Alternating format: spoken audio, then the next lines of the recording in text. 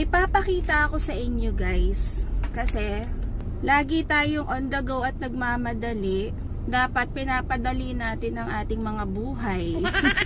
So, yung ipapakita ko sa inyo, yung ginagamit ko, kapag nagmamadali ako, sa sasakyan na ako nagme-makeup. Dalawa lang yung gamit ko guys. Dalawa lang.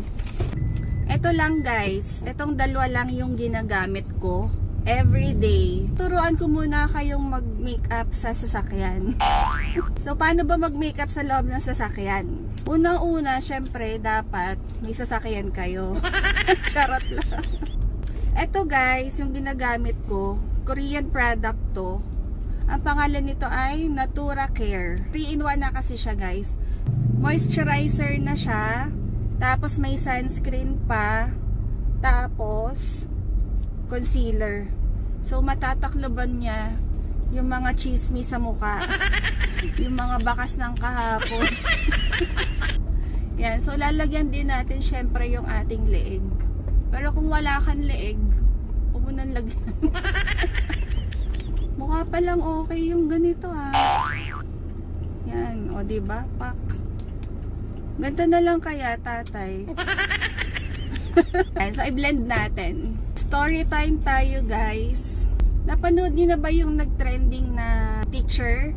Yung nagmumura sa TikTok yata yun. Tas naka-live. Panood niyo na ba yun? Oo, kasi hindi ko pa napanood. Yan. Tas ito na siya guys. Ito lang yung ginagamit ko. Everyday, pag nagmamadali ako, kahit hindi naman ako nagmamadali. So, nagkaroon ng smoothness yung mukha ko.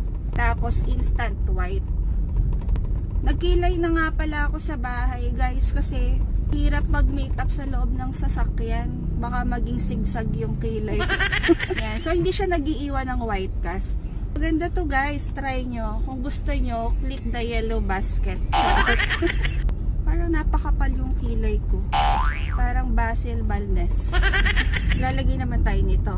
Lip and cheek tint ng Brilliant in the shade of CEO. Ito yung favorite ko. So, lalagyan natin yung ating Fess Lock. 1, 2, 3. 1, 2, 3. Yan. Actually, pwedeng hindi nyo na-i-blend. Ganyan. Pausa tayo.